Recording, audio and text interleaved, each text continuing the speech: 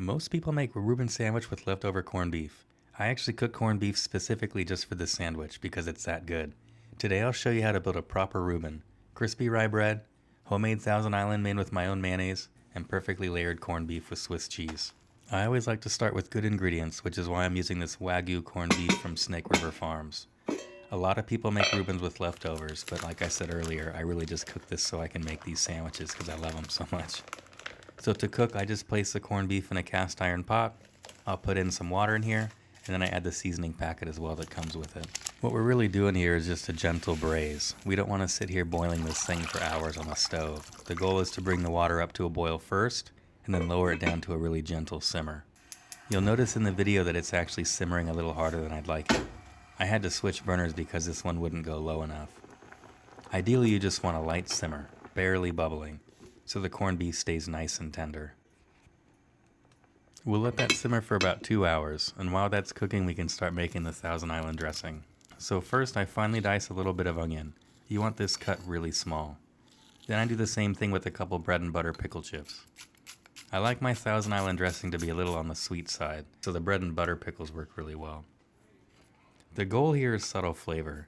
You should taste the onion and pickle in the dressing, but you don't want big chunks where you bite into it and that's all you taste, which is why we're cutting these onions really nice and fine. This is one of those details that gets overlooked a lot. When your cuts are too big, it throws everything off. Not just the dressing, but everything. Especially with something like onion. If the pieces are too large, that's all you taste when you bite into it.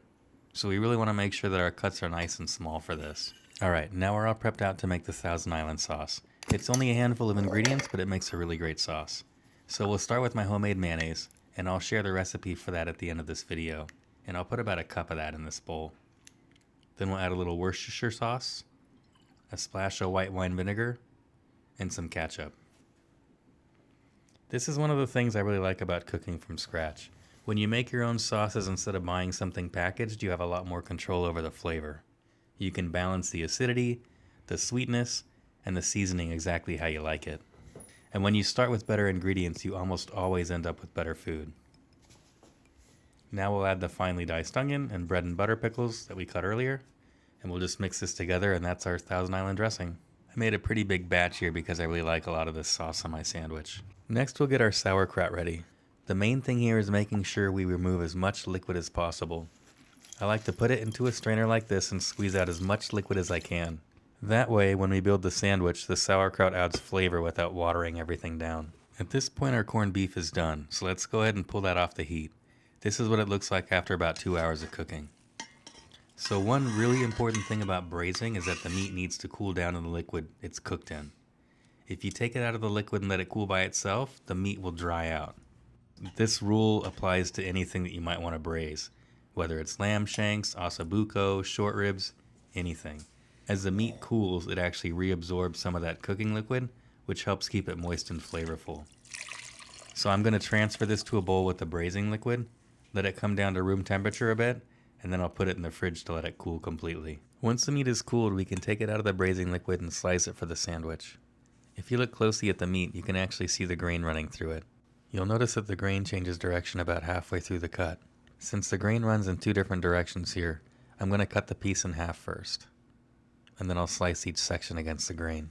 Whenever you're slicing meat like this, you always want to cut against the grain. That shortens the muscle fibers and makes the meat much more tender. You'll notice the same thing going on with a lot of bigger cuts like tri-tip as well. It'll actually run in a couple different directions on you. I also like my slices to be really thin. That way the meat stays tender and stacks nicely in the sandwich. There are a lot of different types of rye bread, but I like using Jewish rye the most here.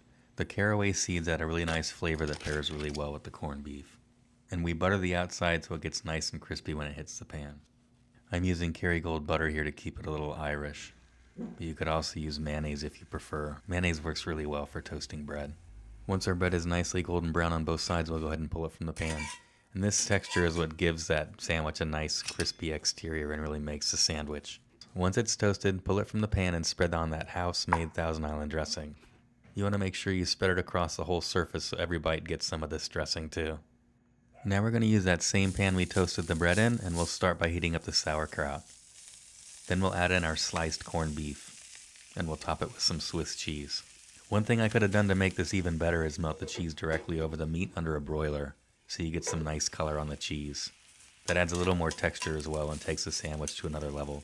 It's still good like this, it's just something I thought of while I'm making this video. Now that our meat and cheese are warmed up, we're going to transfer that onto the sandwich. Remember, the bread is already crisp and the Thousand Island is already spread. Next, we'll top it with some sauerkraut, and then we'll also add on some more of that Thousand Island dressing on top of the sauerkraut.